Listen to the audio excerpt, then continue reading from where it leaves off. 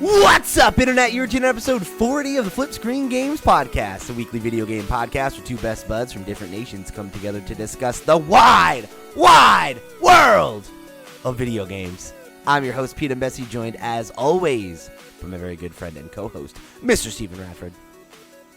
Hello, hello. Hello, Stephen. Happy Eurovision weekend to you. I know, it was great. What a weekend it was. And I'm sure we'll speak more about it on Over on One More Thing if you want to listen to that at patreon.com/flipscreengames. But I still can't quite believe that we came second. It's like mesmerizing to me. We've never done that well since like 1998. So yeah, it's quite nice to have a good song for once. Yeah, well, shout out to Ukraine for the W. Great to see. I'm sure something that the folks could use over there right now is a win. So I'm glad to see that. We'll talk more about it. I'm interested to hear about your weekend. A couple interesting things seem to have happened to you, so we'll have to talk all about that over there. Oh yeah. So yeah, go tune in if you want to hear us talk about Steve's wild weekend. But it should be a good one. But on this show, we've got a lot to talk about. We are. I think. The main event, right? We're going to talk a little bit about what's going on over at Xbox. Of course, we had a couple very high-profile delays this week with both Redfall and Starfield, two of the biggest games from Bethesda Studios, getting delayed till next year, seemingly early next year, but we'll see what happens there. But obviously the fallout, no pun intended there, is pretty significant, right? That these are not only the two big games, I would argue, that Xbox had to bring to the table this year, which will make another year early on in the Series X life cycle where there really just is not that killer software, but it also kind of leaves the rest of the calendar year looking a little sparse. Yeah, it's like ripe for the picking for Nintendo, really. I think all we've got confirmed for the back half of this year really is Pokemon. So I expect most people to just be talking about Pokemon for a long time. If you're not into Pokemon, it's a good time for you to catch up on your backlog at this point. Like the whole year, seemingly, right? Like it's like we had a pretty early, a couple big games early on, and the last couple months it's been all quiet on the Western Front. And I mean, coming up, as we get into E3 season, there's obviously an opportunity for a few games to come out and surprise us. But, I think aside from Pokemon, the only other game that's on the horizon, again, no pun intended, these are just coming to me, it's God of War. And, I mean, who thinks that's coming out this fall, right? That's not coming out this year. That's getting delayed.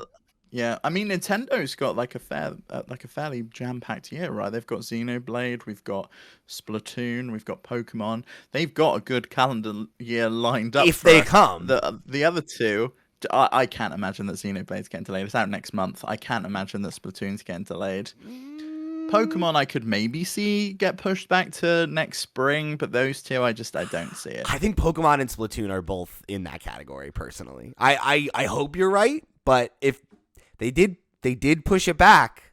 Like, it's not unheard of for, this happens, right? Like, think about, like, Uncharted 4, for example, right? That's always the game that comes to mind for me where it's like, it got delayed, and then it got delayed again right after that, and then it got delayed a third time, and then it finally came. Last of Us was like that, too. Oh, it's coming out in, like, 2 weeks. We're going to delay it 6 weeks. So, I hope you're right. It would be really nice to, not only for Nintendo's sake to have a bunch of hot games this fall, but also for all of us, because, and that's what we're going to be talking about is like what does the rest of the year look like now that we have some of these major pieces falling away? We're finally feeling, I think, the full weight of some of those pandemic delays, which we've been able to skirt around a little bit here and there the last 2 years, but it's like damn near every major game this year is getting delayed. So, I mean, it's going to be interesting, I think, to get into the back half of this year and see where things go. But aside from all that conversation, we've also got some more chat about the Steam Deck, of course. We are both just a couple weeks into our time with Steam Deck and having a great time. For me, it's like I'd only had it for a few hours when we talked about it last week. I've played a lot more of it since then, and I've been taking advantage of this slow period to jump into some some classics. So I'm excited to talk about that too. But before all that, let me remind you that this episode of the FlipScreen Games podcast is brought to you by our Patreon producers for the month of May. They are, of course, Christian Oliveria, Christopher Valens, Gabriel Hasselmeyer, a.k.a. Asobi, Mary Berry, Smilky Shake, Wakahula, and Zaid Ida. Thank you all so much for your support over on patreon.com/FlipScreenGames. Y'all are the realest of the real, and we appreciate your support of this fine program. Speaking of, there are a bunch of ways that you can show your support. If you do want to go become a patron, you can get a bunch of perks and goodies, including our weekly Patreon exclusive podcast, One More Thing, where we'll talk all about Eurovision and Steve's wild weekend. But there's a bunch of other ways that you can get involved with the show, of course. You can write in to us at questions@flipscreen.games. You can head over to our website, flipscreen.games, and get links to our Discord, a fun and inclusive community for you to come and chat games. We've got our Twitch channel where we took the last week or so off. We've both had a lot going on, but we'll be back full force this upcoming week to bring you some hot new streams. So come tune in, come hang out, come get some more content from us. However you choose to get involved, we appreciate that you choose to spend your time here with us at FlipScreen Games. So let's talk about what we're playing this week. I have exclusively played emulators for the last week, literally. Like, since our last conversation, all I've done is play around with installing emulators, getting them running, and then playing old games, old-ass games from my childhood. And there are some of the games that I regularly on this show are like, this needs a remaster. I need a new one of this. This. I'm just booting them up and playing them, and they look great, and they run even better than they did on the PlayStation 2. You know, I'm playing Tony Hawk's Underground at 60 FPS, and I'm living life, you know? It's no real surprise they run better than the PS2. It must have like 100 times the compute power of that. Yeah, but console. It's always very interesting to me, just like how that works, right? Like the fact that like software can just run better, and it's like, oh yeah, it's running at 60 FPS, and it looks smoother, and it looks like it's a remaster, even though it thinks it's running on a PlayStation 2. It's like, it's just very interesting, right? Like, as somebody who hasn't spent a lot of time with that, like, even, you know, I've emulated a lot of games in my day, but I generally was like more oriented towards like older stuff that, you know, it's not running that much differently on your PC versus a Super Nintendo, right? Or something like that. Whereas with like the PlayStation 2 and the GameCube stuff, like, I'm seeing a very, very significant difference from what I remember it looking like versus like looking at a YouTube video and then like seeing it on my Steam Deck and seeing that it's like, oh, this is clearer. The colors are brighter. Like, there's less, you know, like I played a little bit of GTA Vice City, for example, and I don't know if you remember that and how that game has that like weird fog on it. You know, it's like, it's just like muddy sometimes. Like, that's significantly reduced. The visibility is so much higher because like it's just running smoother, you know? I don't know. It's very interesting. It's kind of a new thing for me in that regard, is like playing with the settings and getting like a more optimized performance out of these games is pretty neat. The emulators and the games you've been playing with, do they have like built-in mod support? Because RPCS3 and I think Dolphin both do have mod support. So like I modded Simpsons Hit and Run so it always ran in 16:9. I modded Persona 5 so it could run at 60 frames per second, and it removed the blur filter they put over the top so it looked a lot clearer. There was a lot of that stuff that you can tweak and you can modify outside of the settings. You can just patch them in and change the way it works, and it totally transforms some games. I've not played with that at all. I didn't know that was an option. Like every conversation we have about the Steam Deck, you're teaching me things, Steve. Yeah, if you go into like Dolphin, you can right click on it and you can like you can patch the game. It also has built-in GameShark support, so if there's any GameShark codes you want to inject in, you can do that. I think RetroArch does that as well. Yeah, and I think the mod for the Simpsons Hit and Run, so it runs in 16:9, is actually a GameShark code that you can patch in, and it will remove the restriction for 4:3. Some of it like stretches out, like the UI stretches to fill the screen, but the actual game renders natively in 16:9, so it looks fine. Yeah, I'm gonna need your help to optimize that game. Sarah played a good amount of it one random night I was like, I was we were recording or something, and or maybe I was watching basketball, and she was like, she had commented on wanting to play that at some point. I was like, oh, here, do you want to take it and play? And she's like, yeah, sure. And just played for like 2-3 hours and made like a good amount of progress. And then the game crashed and she hadn't saved because everyone's used to autosave these days, right? And it was just like, oh, man, what a lesson, right? And like how the way things used to be. I am loving that about Tony Hawk's Underground is every time you like complete a challenge or like make a significant amount of progress, it's like, hey, do you want to save? And it's like, yeah, I do. Thank you for asking. Thank you. So why do you even need to ask? Just save for me. That's what a game would do now. It would just be like, saved, done, don't worry about it. It's no problem. I've had a great time with Simpsons here, and I'm on the Lisa Simpson level now, which is my least favorite level in Simpsons Hit and Run. I really like the Bart level. It's probably my favorite. But it's a good game. I really like that game a lot.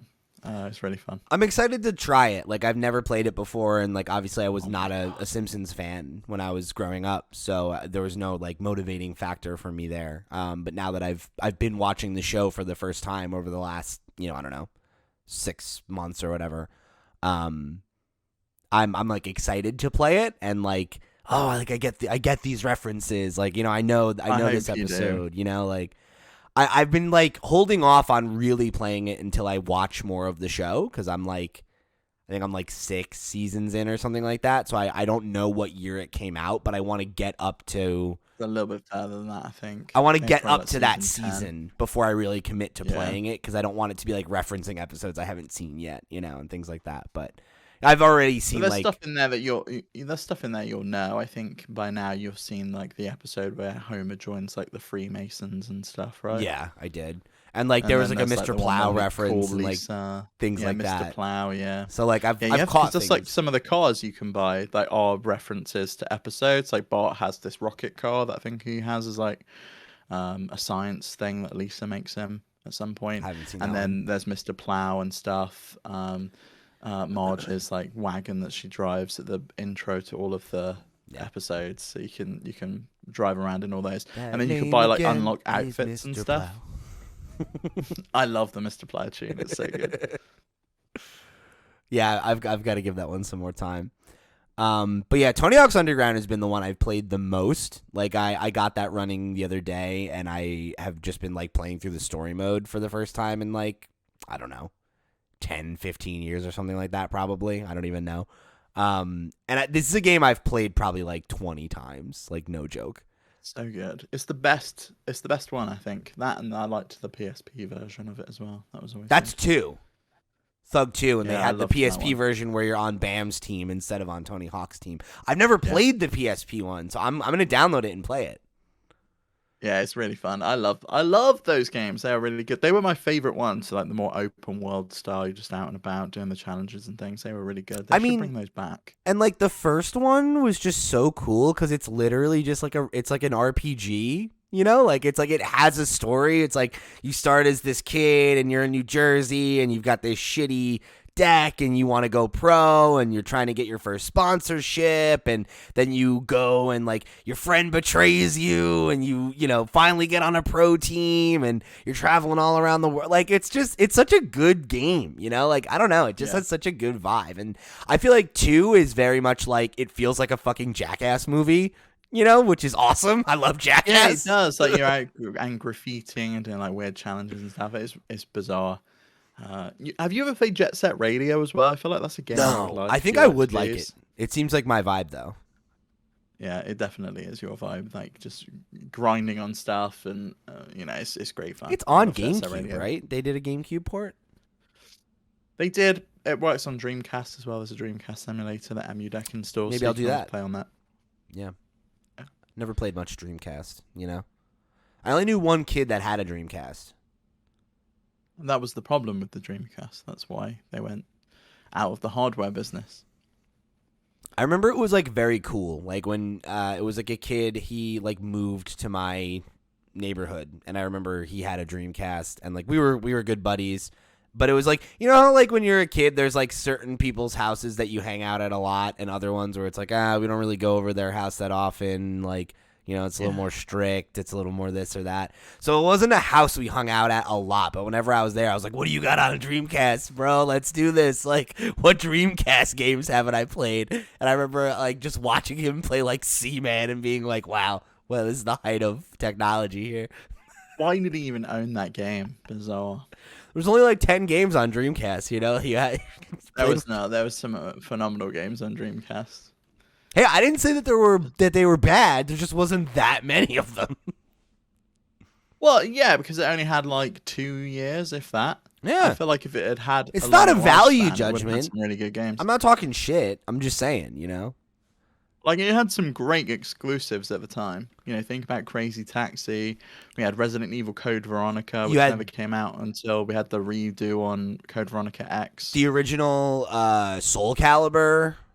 You had the Sonic Calibur, adventure games. Dead or Alive was on there. And granted, a lot of these games came to GameCube or other things later, but like at the time. Yeah, GameCube or Xbox, a bit like Shenmue, phenomenal. 624 games were released on the console. That's a pretty big library for the 2 years of lifespan that it had.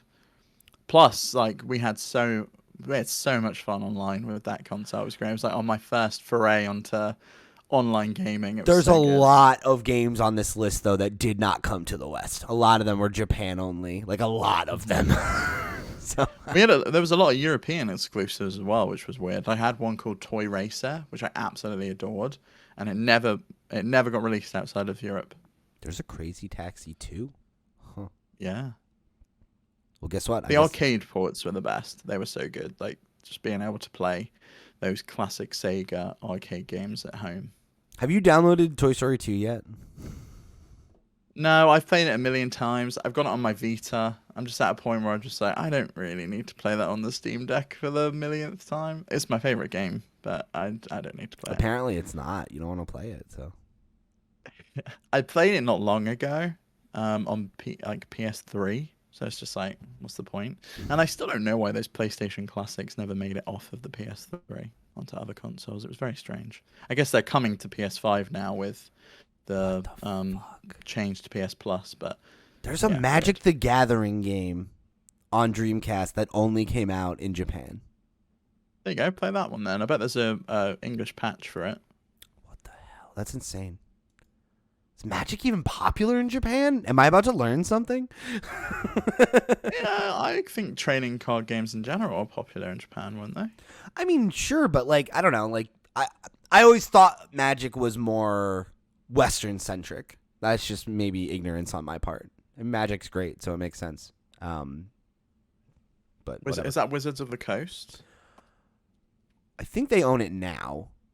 I can't remember because I think Wizards, there was a merger at some point, and I think it's the same company that does Dungeons and Dragons. I think they're like together now. I'm a little hazy on the details, but I believe it was originally a Wizards of the Coast property. Strange that would only be in Japan then. Yeah, it's just I don't know. It's probably just because of the Dreamcast not being very popular, right? Like it probably was supposed to come most to the West likely, or something. Yeah, or maybe there was like a PS2 exclusivity in the West or something. So Sure. It came on that, but not on Dreamcast. Maybe, yeah. But yeah, I mean, aside from those, I've jumped into a couple other games like here and there that I've like touched hands on, like NBA Street Volume 2, one of my favorite games from that era. I started futzing around with that, and I remembered like how hard the story mode is in the very beginning because your player character is just garbage. Like their stats are terrible, so like you got to play a couple pickup games where you're just like you suck and before you start getting good.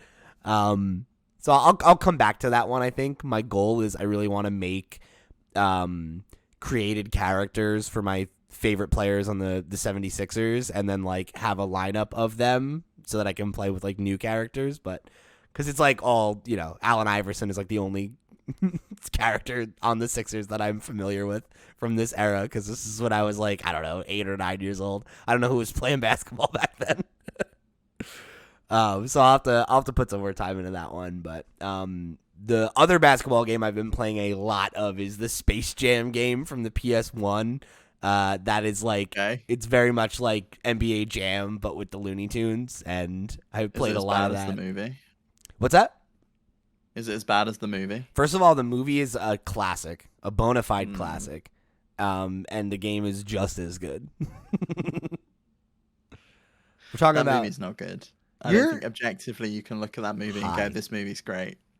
Yeah, objectively, it's objectively great. The acting performance by Michael Jordan, just next level, next level. Have you seen this? Have you seen the sequel? No, I heard it's not good, and I was like, I don't need to watch that.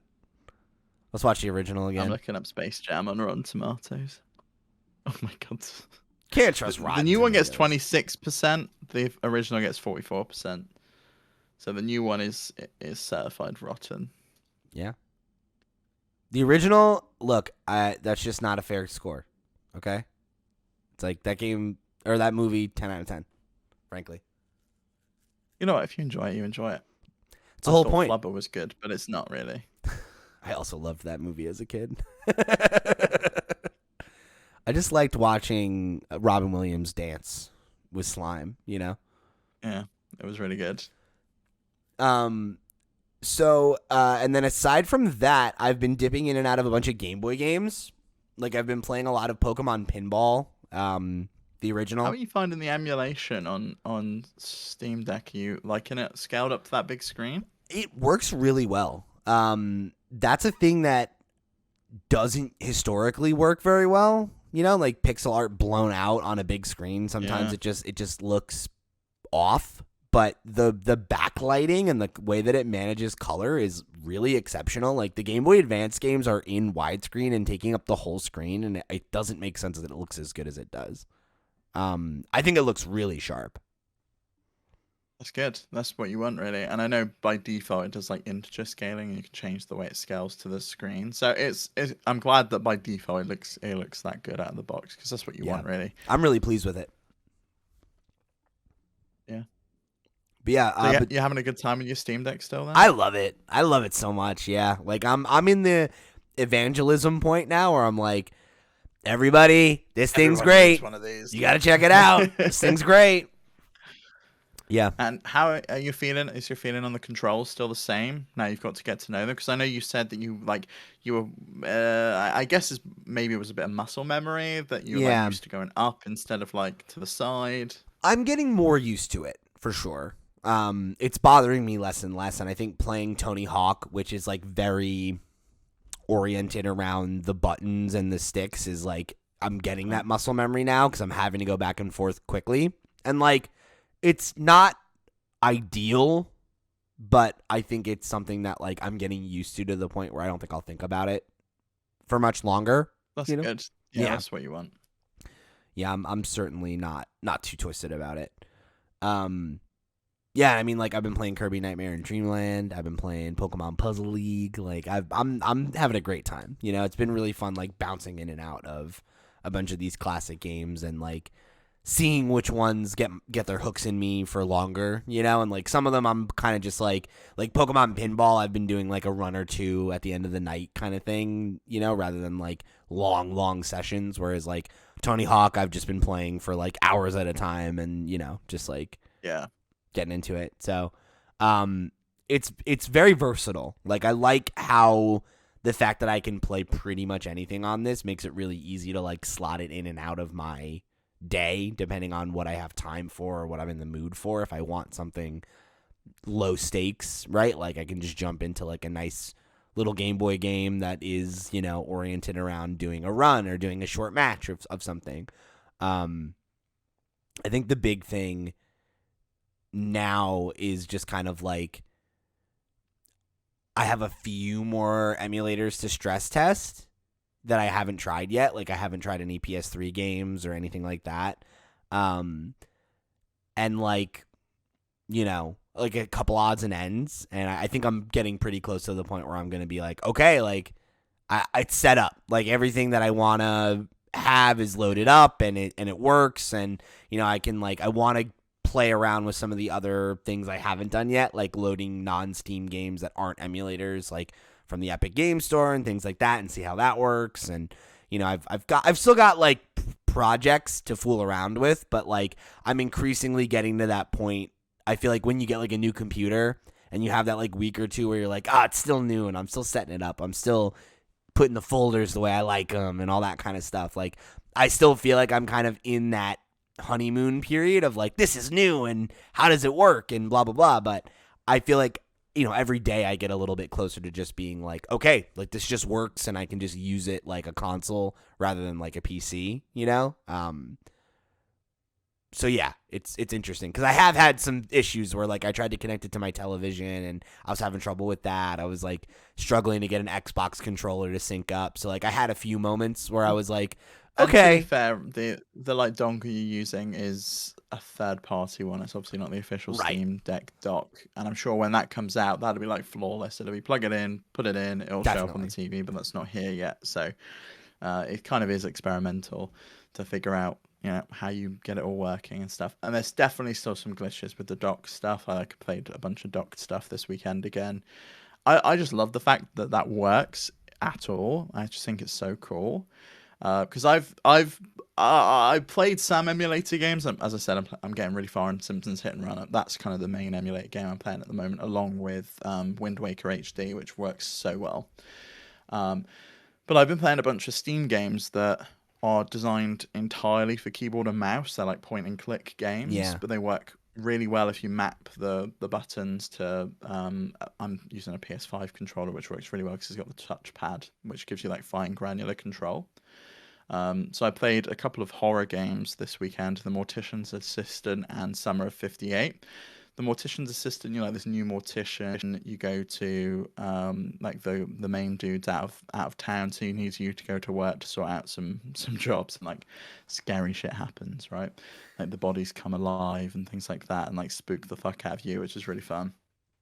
And then Summer of 58 is this like YouTuber who goes to like abandoned buildings. He doesn't believe in paranormal activity and wants to like try and capture it on camera, and like spooky stuff happens. It's this place in Russia where apparently all of the kids got like gassed by one of the people that worked there so that they could like harvest their organs and stuff. It's like a really like intense story. That was a profoundly dark sentence and it just kept getting worse. It's like, all these kids died here because someone gassed them so they could harvest. Like, Jesus, all right, okay. And then apparently, the like one of the ones that like survived or something came back as like the spirit survived and like came back to haunt people. And I've played Five Nights at Freddy's. I got it. So you're like trying to like capture it on camera, and like spooky stuff happens. Like light bulbs go out, and you have to like try and replace the fuse and things like that. And then there's like jump scares, just this like general creepy aura.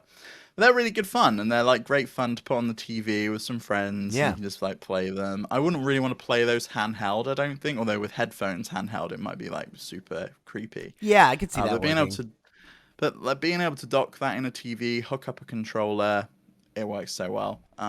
So I highly recommend people check those out. I'll put some links in. Are these from the same series that you were talking about last week, or have you just been exploring like indie horror? No, so just exploring some different ones. This is from like another series. So the Mortician's Assistant is just a demo at the moment. There's a full game coming out. It says spring 2022, but I would imagine that's going to be pushed into summer at this point. Sure.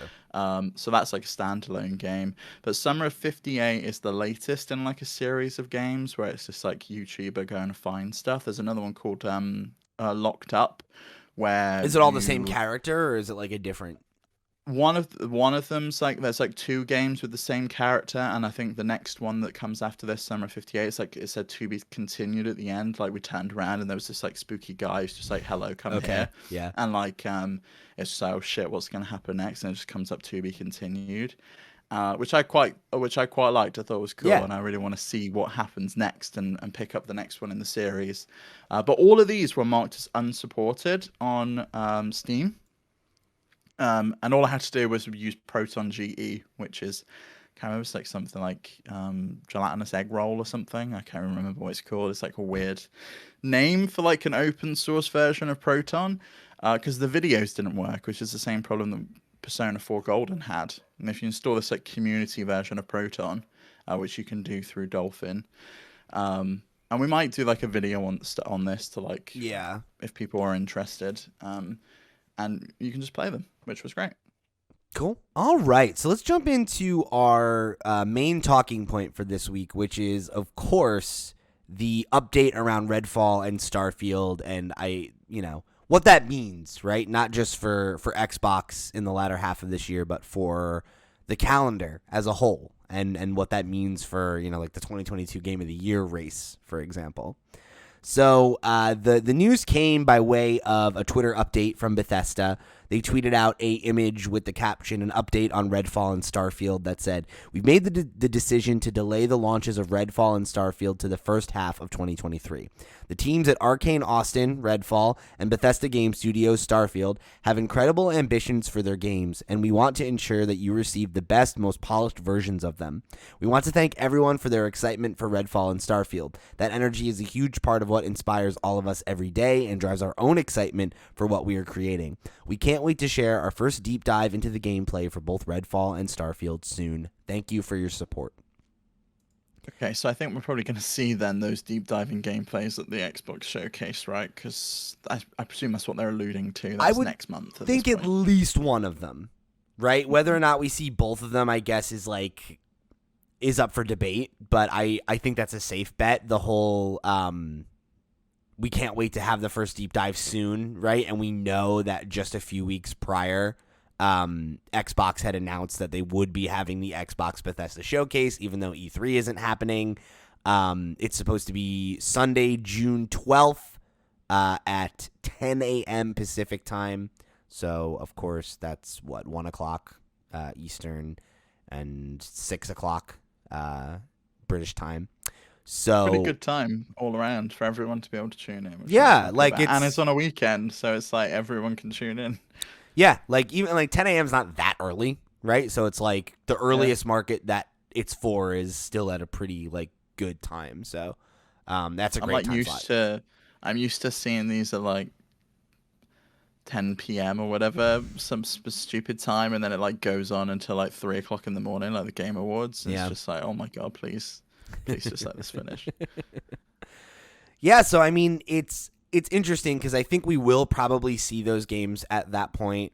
For both of them, it would be the first significant deep dive, which I think is important context because I definitely, not to bury the lead, I was surprised by this news. I think Redfall felt less surprising because that's a game that we only just learned about and we haven't seen much of it. I was I didn't even know that was announced for this year at that Me neither. point. I was just I thought we just had this is what we're working on and it's coming at some point, because we got such a tiny little tease of it and it was we have no idea really what the gameplay is or how it's going to function, how it's going to work. It was just, this is what we're working on next. It's some vampire game. And it was just okay, cool. I'm looking forward to that because you did such a great job on Prey. You've done a great job on the Dishonored games. I'm really looking forward to it. And then Starfield, I was a little bit more surprised about, but reading what Jason Schreier wrote, that he's heard that really it's only just going into alpha stage at this point and that people were really concerned that they were going to hit that date anyway. I'm kind of glad that they're giving it a little bit more time in the oven absolutely. to bake. Yeah, that's the right move. Don't get me wrong. It's more like they came out with that hard date and I was like, oh, okay. They must be playing the cards close to their chest, right? They must be wanting to do a Fallout 4 thing where they announce it, we see it once, and then it comes out. And I figured that's what we were looking at with this. But yeah, based on Jason's comments, it definitely seems like it was the right thing. So just to borrow, this is from Jason Schreier's Twitter. He wrote, "Last spring before E3, I spoke to some folks on Starfield who were extremely worried about committing to an 11/11/22 date based on the progress they'd made so far. Next Cyberpunk was the term floated. Good on Bethesda for delaying even after announcing that specific date." And then in some follow-up tweets, why did you wait? And this is a quote, it's coming from the reader who's saying this. "Why did you wait until today to say this? Because game dev is non-linear and turbulent, even the people working on a project can only guess how it'll turn out. Wouldn't have been useful info last year, but it's helpful context now for what might seem like an unusual delay." And then Jason quote tweeted a tweet from last year saying, "As I reported a few weeks ago, the rumors of Starfield releasing in 2021 or early 2022 were always nonsense. They're aiming to hit alpha this summer. Hopefully it's enough time." So they would have hit alpha theoretically last year, which means that we're only about a year out from when they were trying to hit the alpha build. So I think when you put all the pieces on the board, it makes a lot more sense why they would do this and like how it happened. It's But like the scale of those Bethesda games in general, like anything from Bethesda Game Studios, the amount of interactivity and the number of quests and the storylines they put into it. Plus, we've got a new version of the creation engine that they've never yeah, worked with before. Like, there's a lot that's going into that. It's exclusive to there's like a a next gen console. there's a lot riding on this game too, right? Like I Yes. think, no absolutely no disrespect to Bethesda Softworks and, Todd and the team. They've obviously, it's a team with a lot of pedigree. They've made some of the greatest games of all time. But I think you look at their trajectory over the last several releases that they've put out, and it's not the pedigree that we've come to expect from them at their peak, right? I think in a less like embarrassing way, I feel like Bethesda has had a very similar trajectory to BioWare, where it's like their heyday was the PS3, Xbox 360 era, right? You have Fallout 3. You have, not from Bethesda Softworks, but published by them in that time period, New Vegas. You had, Oblivion and Skyrim. And, like, those were games that were at the time, like, the front runner, right? Like nobody made open world games like Bethesda. Nobody could make games that felt as lived in and real and, breathing as Skyrim felt when it came out.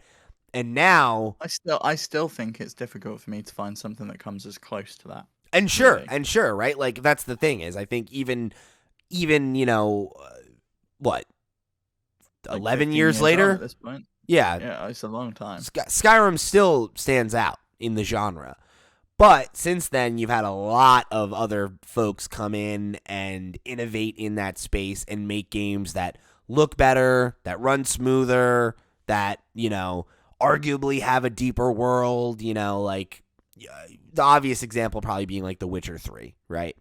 And then you've had a string of games that have like not necessarily met expectations. Like a lot of people like Fallout 4. A lot of people were also disappointed by Fallout 4. A lot of people felt like it just felt like more Fallout 3 and it was a prettier version with more stuff bolted on top of it, but it was more or less the same old, same old. And since then, Which was fine for me because I love Fallout and I sure, thought it was great. but it's not innovative, right? It's not what we've come to expect from Bethesda. And then you have, a couple public failures like, Fallout 76. And, I think the team needs a win. They need a game that to come out and have it be, a game that's a game of the year contender, that is a game that feels like it's pushing the genre forward, that feels like they're setting the tenor of the conversation again. And I think if they can't achieve that, I think their legacy is really going to be tarnished, because this is the game they've been working on for how long, and it's supposed to be the next big franchise from Bethesda. And if it doesn't come out and hit, like if it's a Cyberpunk situation, like I think that the name Bethesda means less after that, and I think they know that. I think they know that the pressure is on to deliver something that is truly next gen and truly revolutionary, at least in some shape or form, And I think that's got to be the motivating factor here. I think they're going to get there, to be honest. I look at the Outer Worlds and what that small team at Obsidian was Love able that to game. achieve. And I just think that Bethesda could do something on just a greater scale with the resources that they've got. And I'm really excited for Starfield. I'm looking Me too. forward to seeing what we get. And I'm hoping that we do get like a bit of a deep dive in it at the Xbox Bethesda showcase.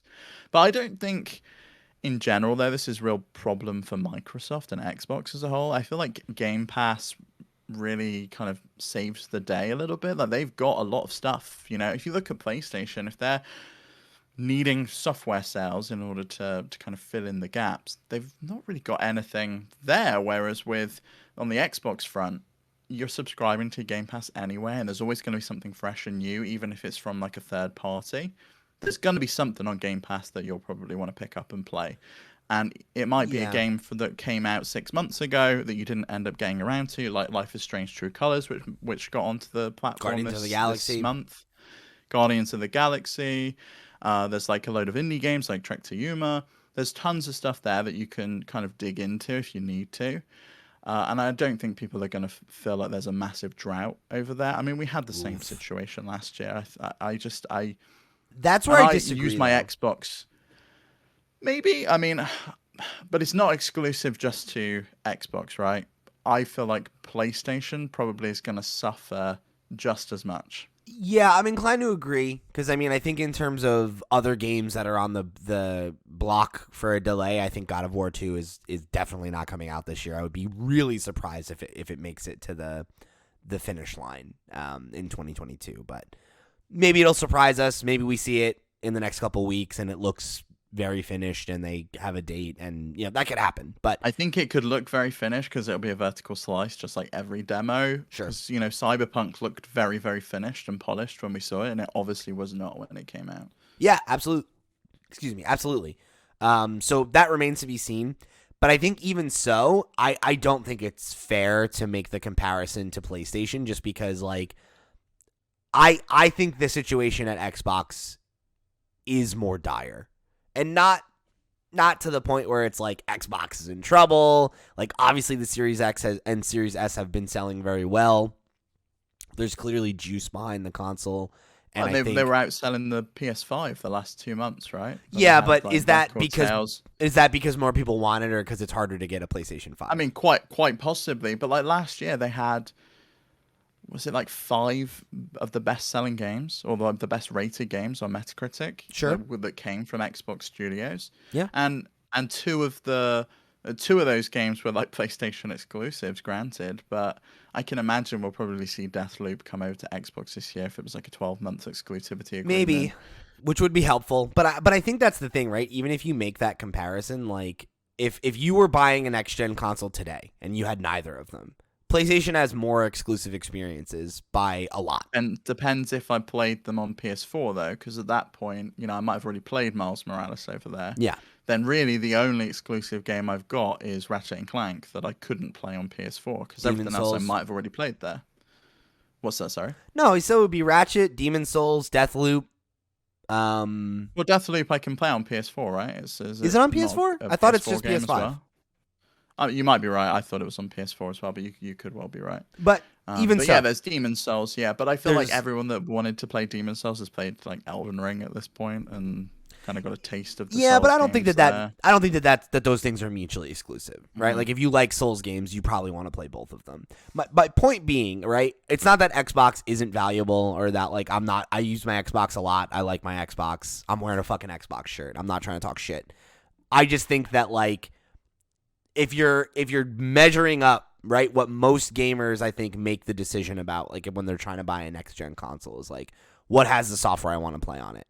And Game Pass is an insane value, but I think there's a real bias against Game Pass for certain types of players that I think that we don't even really think about. Like I was talking about this with my best friend. If you listen to After Dark, right? I'm sorry, one more thing.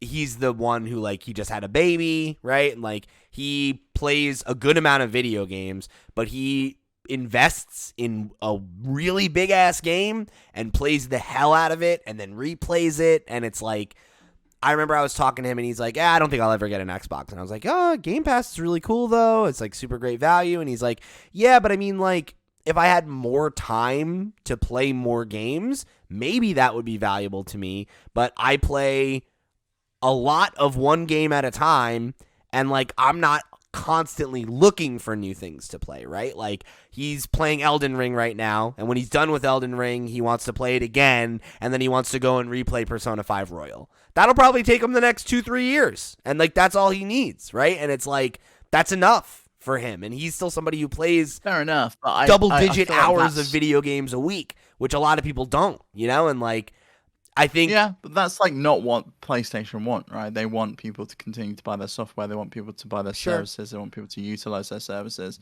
He sounds like the exception. I think that kind of player, which is that casual but activated gamer that we always talk about, they're way more likely to get a PlayStation. But it also depends what types of games they want. Like if you talk to someone that's just like, yeah, but the next Elder Scrolls or the next Fallout isn't gonna be on PlayStation, and they're like, well, that's my favorite franchise. Do they know that like, though? I want to play. Well, they might not, but if you tell them, sure.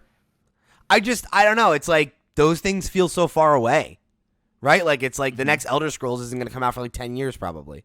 You know, it's like probably. So what, are you going to buy an Xbox now because maybe Elder Scrolls 6 will come to it? No. Like, you know, like you're not. I don't know. Some people will. But I think that's the issue, right? Is like it's not that the Xbox isn't valuable. It's that the Xbox still feels like it's lacking killer software comparatively. But I think that maybe speaks to your bias towards like single player experiences, right? Or but what exclusive games are there on Series X aside from Halo and Forza? Flight Simulator. Okay. You know, like if there's games I really want to play, like I've spent I think 60 hours in Forza. Sure. I can play a game like that on PlayStation. It doesn't exist. There's no Gran open Turismo. world. It's not the same game. It's a track-based one. That's more like Forza Motorsport. If I want to play something like Horizon, an arcade racer, there just isn't one. You know, Ridge Racer filled that gap, but Namco has just not put anything out in ages. And that's not to discount the value of that game. It's just it's one game, right? Like it's like I think when you come down to it, there's like three. Is enough for some people. Sure. And if that's the game for you that makes that call, then great. But like, I don't know. I just feel like if you try to remove caveats, right? If you're just like, what are the premium software on PS5 versus Xbox? There's double or more as many titles on PS5 that are the marquee experiences that you might go. Like if you buy a PS5 tomorrow, right?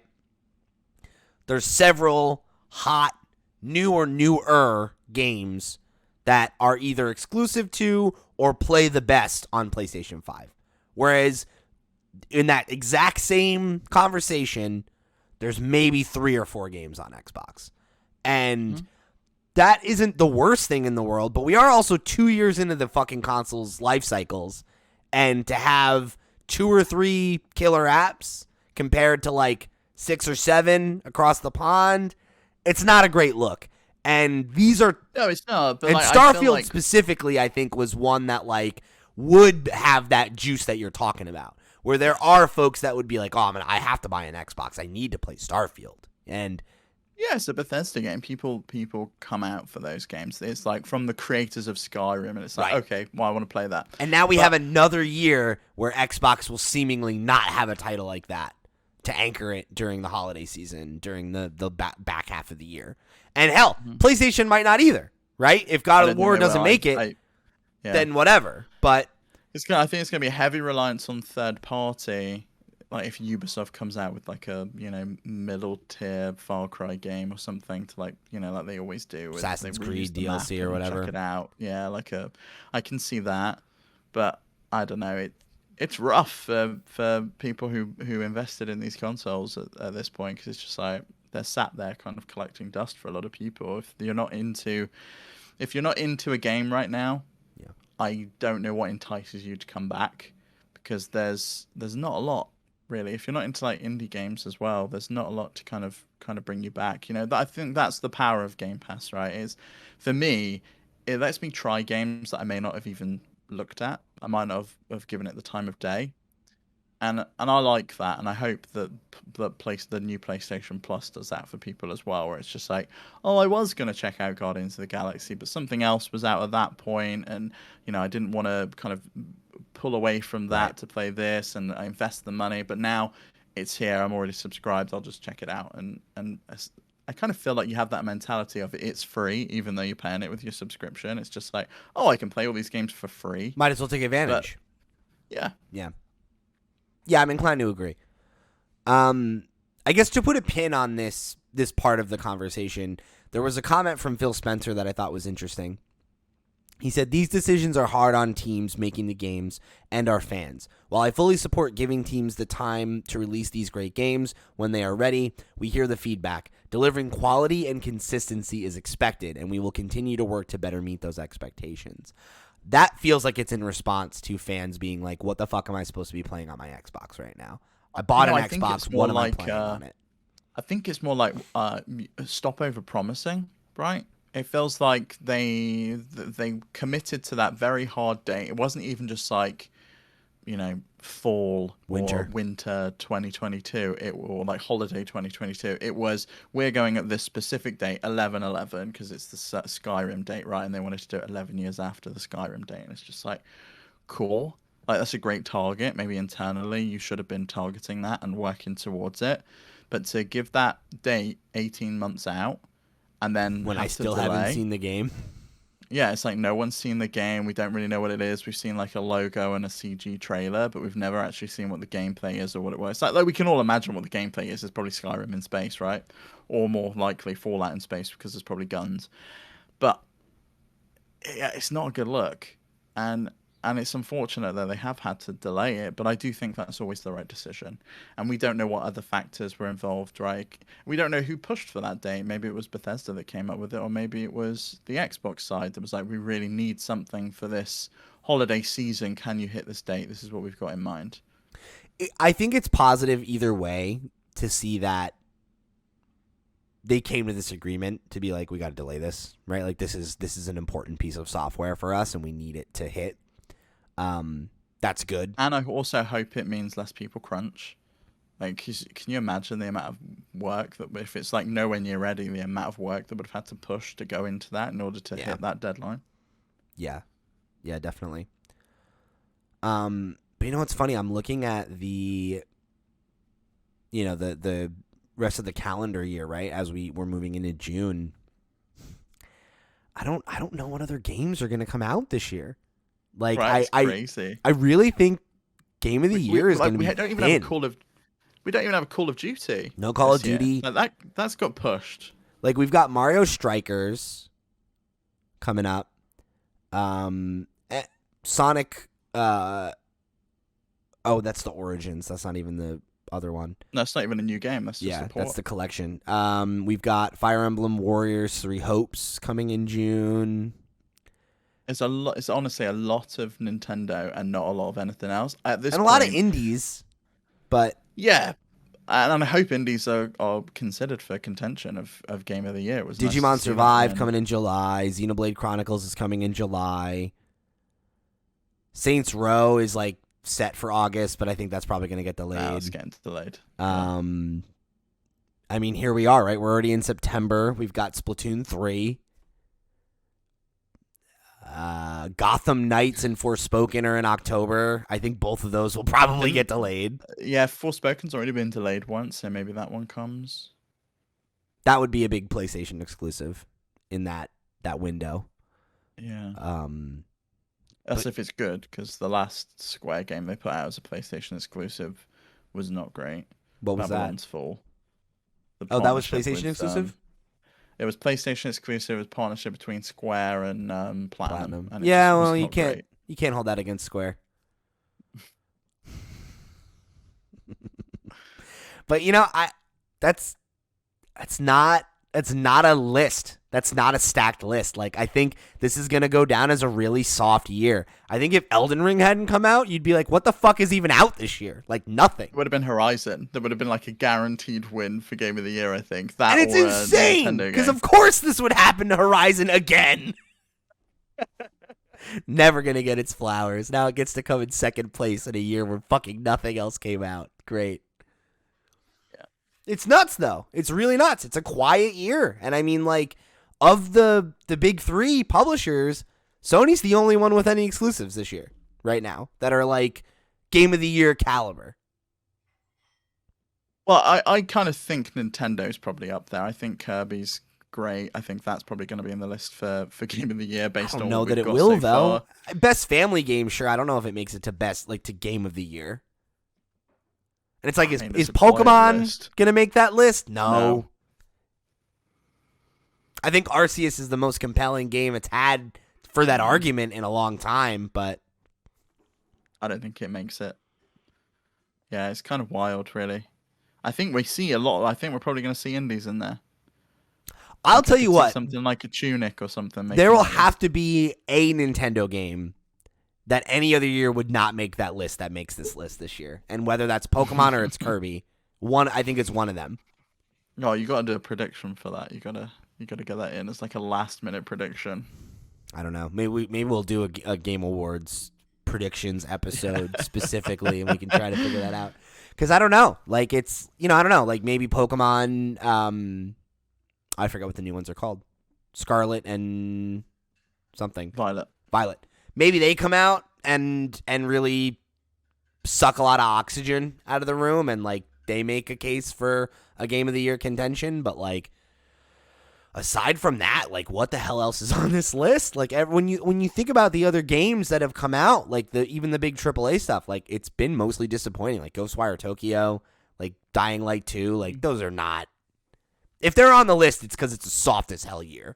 But I feel like Elden Ring, Horizon. That's it. That's for it. Me, those like, are what else the two, you got? yeah. What else is a legit? Yeah. I like maybe like Sifu. I know got a lot of attention this year. Like a couple of like hot indies like that. You get at least one or two of those games on this list like every year. So maybe it's like the two of them and like a Sifu, something like that.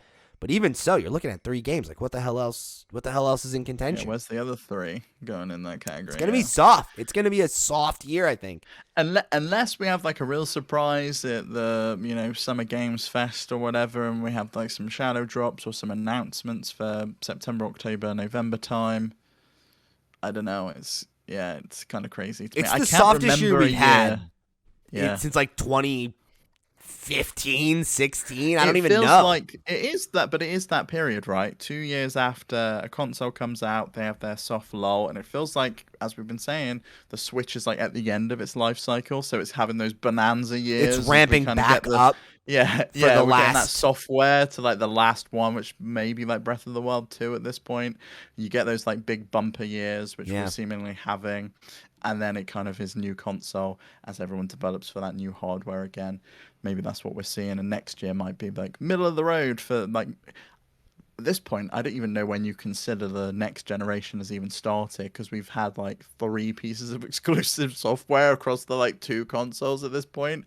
The rest of it's been like cross-gen, and I don't feel like we've had a 2 to 3 year cross-gen period at this point. Like, if God of War 2 is delayed, that's going into the 3rd year of those consoles existing. Yeah, that's like a real outlier though, right? That's going to be like, if that does still come to PS4, it's going to just be because the game got delayed, not because like there are still games coming to PS4, right? Like every other major AAA game from a third party is not going to last gen anymore. Like Gotham Knights, for example, later this year is not going to be on PS4. It's only going to be on PS5 and Series X.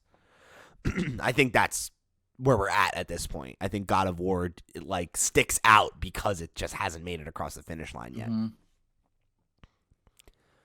But it's interesting. I wonder what it's going to be like over on the Xbox side, though. Like, are they going to continue to support Xbox One? Because they've seemingly been more open to that than PlayStation has. I think it's because of the cloud solution. Like, a lot of those games do not run very well. Like, I know, like, my friend Andy was, like, trying to play Guardians of the Galaxy on a base Xbox One, and, like, it just doesn't run well because it's not made for that hardware.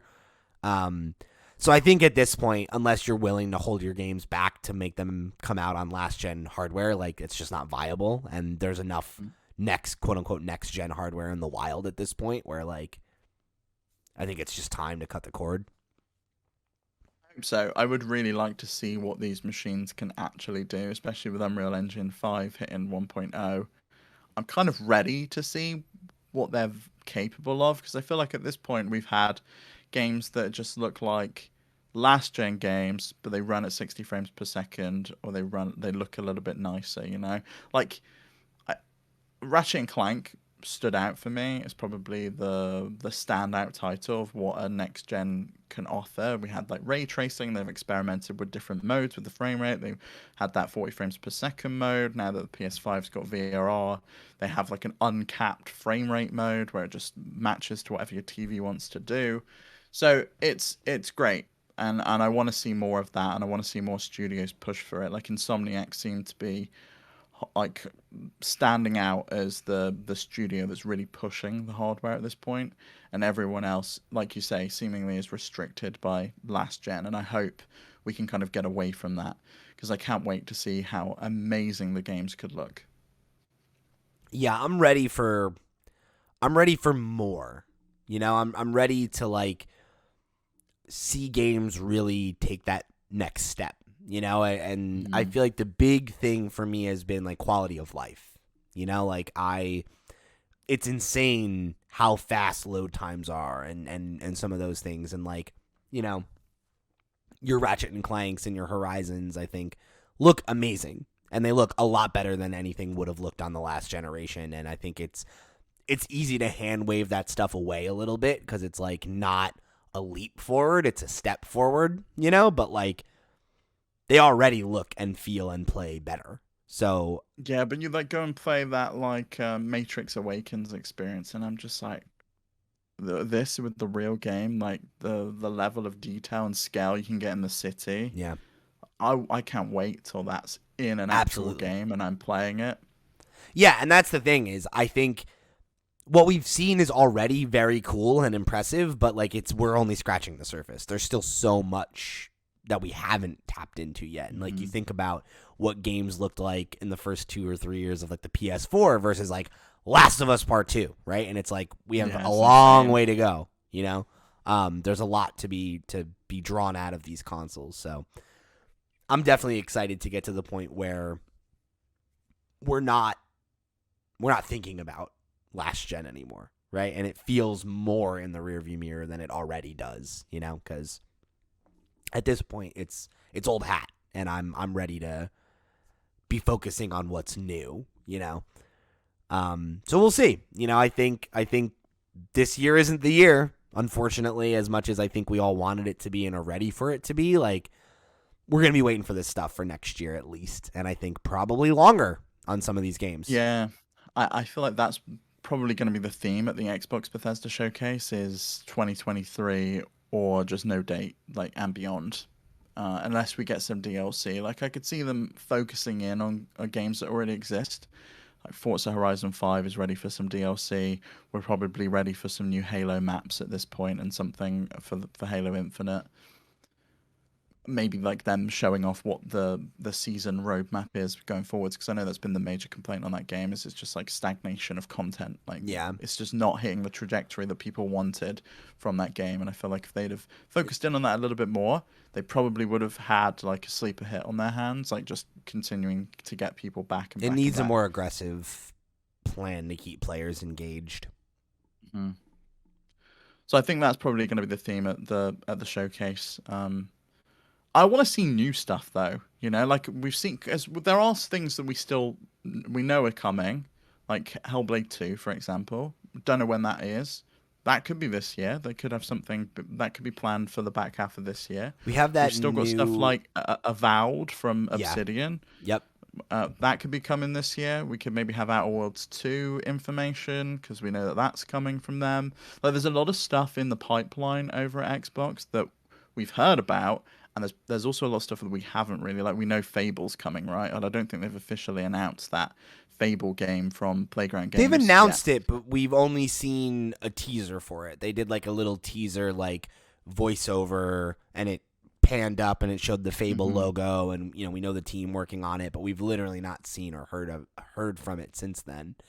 And I think that's the case with a lot of these games, right? Like Avowed is like that, where it's like we saw a logo and we have an idea that okay, they're working on a big, open world swords and sorcery game, but what does that look like? When is it coming out? And that's the thing is like, for some of these games, I wonder if, was this presentation like the Switch's presentation when they announced the Switch and they're like, yeah, fucking, we got Zelda out at launch and Mario's coming really soon and Bayonetta 3 and Metroid Prime. And it's like, okay, so some of these things are imminent and some of these things Some have of still them are not come 7 years away. right? Like 6, 7 years later.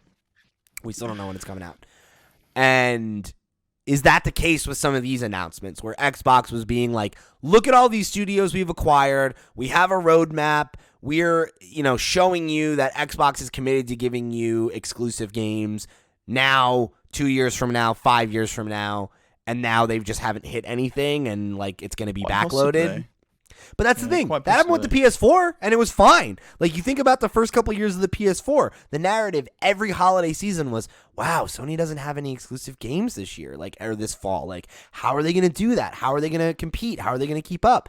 And, like, the answer was that nobody else was doing anything, right? And, like, it didn't matter at the time, right? Like, the Xbox was a failure that they had to pivot from. And the Wii U was a way, way, way, way worse failure. So it was like, yeah, we got Call of Duty. It's the best space to play it. You'll come play it here. Uncharted's next year. You'll get it when you get it. And it was like, whatever, fine. Like, it didn't matter because we were excited enough to play the third-party stuff. And then on the back half of the PS4, they had at least one, but usually two of those big-ass games every year, right? You had Last of Us and Ghost within like a month of each other. You had Spider-Man and God of War in the same year. You had Horizon in the year before that. Like, it was like, they were just landing all on top of each other after a certain point. It was like, geez, I can't even keep up with this. I think Xbox could easily be in that position in another 2 years or 3 years, whatever, right? Where it's like, okay, all of these plans have finally come to fruition, and we have a lot to show you. I definitely think we could see that because they had that. I think Phil Spencer did an interview. I can't remember who it was. I think it might have been Eurogamer, where he was talking about their plan of we want one new game every quarter to Right. kind of keep people interested in Game Pass. And you look at the studios they've got. Like, there's so many we don't even know what they're working on. Like, what's Double Fine doing right now? Maybe there's some DLC that's gonna be coming out for Psychonauts 2. Or We've Psychonauts got, like, 3. the stuff we've got the Perfect Dark remake or reboot that we've not really heard much else about. And then they've got their like big MMOs essentially, like Elder Scrolls Online. They've got Fallout 76, which is, I think, quietly doing very well. I think they announced last year it was 1.4 million subscribers that were playing that game, which is a not insignificant number. And in July, the Activision deal is due to close. So at the very least, the back half of this year, they could just funnel in a load of Activision games to Game Pass, and then all of a sudden you've got this like additional 20-30 games that probably come in. Like, all of the old Call of Duty games just suddenly show up on Game Pass. You've got like the Crash Bandicoots, the Spyros, they Tony show Hawk. up. Diablo, maybe you shut World of Warcraft on PC Game Pass, and like that's a big thing. There's a lot of stuff that they could do with that deal as well. If that closes in July, there's a lot of stuff that could be incoming, and we may hear about that at the June showcase. I would imagine not, considering that deal's not closing until after the showcase, and it's Xbox Bethesda. But it's exciting. I think it could be an exciting year for Xbox still. Depends what they have to show next month, and it depends if that deal closes with Activision. A lot of ifs, but yeah, a lot of ifs, and there's a lot of ifs for everyone, really. If Splatoon 3 gets delayed or Pokemon gets delayed, then we've got nothing from anyone at the back half of this year, and it's just going to be a case of, okay, I guess we're going to play old games or what we've been playing, or like catch up on the backlog, which would be a real shame. But it might be a good opportunity for everyone to pick up some indies that they've missed on. Yeah, I'm honestly not upset about it. Like, it's been nice to have a little bit of breathing room and to be able to like platinum Horizon and play with my Steam Deck and like, not feel like guilty about the fact that I've taken a break from Elden Ring and being like, I can still get back to that because there's nothing else coming out. Like, who cares, So that's good. Like there's certainly value in a slow period. It is nice sometimes, but yeah, I definitely am feeling it a little bit of just like, damn, like, soft year. So the softest year we've had in quite some time. Because, like, I think from 2017 to even last year, right? Like, it's felt like, wow, like, what a year. What a year for games. What a year for games, right? And it's like, this is the first one where you're like, not too much. Not too much to talk about. Yeah, I think we're going to be surprised after summer. I really do. I think we could see some good stuff there. Like, because Yeah. even when you go through the list of Xbox Game Studios like 10, I can imagine we're going to see the next Forza Motorsport there, and like see some of the work that they've done on But are we gonna see Horizon. it? Is the thing. It's like, yeah, okay, we'll see it, Well, but like, we when's it got coming out? Horizon. I think Horizon 5 got announced last E3, and then it came out in November. Like they always do like a very short lead time on those games. Yeah. And they share the assets across them. It's a really, really smart setup that they've got. Like all the cars that are in Forza Horizon will be in Motorsport. So those models are already created. So it's really just like the world that they've got to build around it and the mechanics and things like that. All of the models of the cars are already created. There's that new game from Rare. We haven't seen anything about that. Plus, we might see something from Sea of Thieves, like some new Sea of Thieves DLC. It's probably due something new for that. Maybe we see something about like Minecraft and the Minecraft ray tracing update on Xbox. We've not heard anything about that. I'd love to see something new from Double Fine, and I also think we could see something from id. But that might be at QuakeCon. I think we're due another Wolfenstein at this point. We had Doom last year. I think we're due another Wolfenstein at this point. Even if we just see it, I think it'll make people excited to see some of their favorite franchises, and I think that's all really people need. It's like that rejuvenation from this disappointment that we got from the news from Bethesda. I think if you can show people that you've got something in the pipeline, I think they'll get excited. And I think just seeing Starfield is probably going to get people excited as well if that game looks good. Yeah, I think we have a good chance of it being a really good presentation. I think the question is that enough for people? Is that enough for them to feel like cool, or are we still going to feel a little salty about the fact that this year hasn't necessarily lived up to expectations? Because I think if Starfield comes out this year, if God of War comes out this year, right? If Redfall comes out this year, this is a great year and a year with a lot of bangers. Breath of the Wild 2. What's that? Breath of the Wild 2. Oh, sure, yeah. Throw that on the list year. too, right? Like all these games that we were so sure were going to come out, and now it's like, oh, geez, yeah. I mean, next year's looking stacked though, right? 2023, let's go. So, yeah, we shall see, I guess, but it's certainly an interesting one. Yeah, there was also the rumor that Rockstar had something. Like I think it got it was like a Red Dead Redemption 1 like remaster or remake. I want that. That so was bad. like it was like chucked on. I think it was ESRB. So that might be coming as well. We might see an announcement for that, which would be really cool. I would love a good remaster of that game. I love. I've been thinking about wanting to replay Red Dead on Steam Deck, and I'm like, maybe I'll just buy it. But I'd love a remaster. That'd be great. So there's still cards to be played. So we'll see, right? It's early enough in the year that there's always the chance that stuff will come out and surprise us, right? And there's always like the Hades type, indie games that just show up and blow people away. So there's a lot of room for that. Ooblets might be that one, right? Ooblets comes out at one point now. It might be like the one that does it. Maybe. Yeah. Yeah. So, I think either way, we'll end the year with lots of games that we were excited to have played and, what have you. But certainly going to make the game of the year conversation interesting this year because I have a hard time thinking that anything can dethrone Elden Ring. Elden Ring. Yeah, it's Elden Ring, I think. For me, it's like a guaranteed win so far based on what we've got out. Yeah, and just like knowing people's tastes and attitudes, it feels like the game that's going to sweep right now. And I think it's going to be really hard pressed to have something else come out and be able to take any attention away from it. So I guess we'll have to keep our eyes on this one. But write in. Let us know what you think about the year 2022 in gaming and what games are left on the calendar that you're looking forward to. What are the games that you were itching for that have been delayed, and do you think they're coming in 2023? Any of that stuff, please write in and let us know your thoughts on this. And you know what? Another thing I'll extend. If you have any questions about the Steam Deck or things you'd like to see us try or whatever, let us know, and we'll have to keep those in the back pocket because we're certainly planning on doing some more Steam Deck content, especially while things are slow this year. It's been a great time for us to get these Steam Decks. So, yeah, definitely write in and let us know your thoughts, and we'll have to keep the conversation going next week.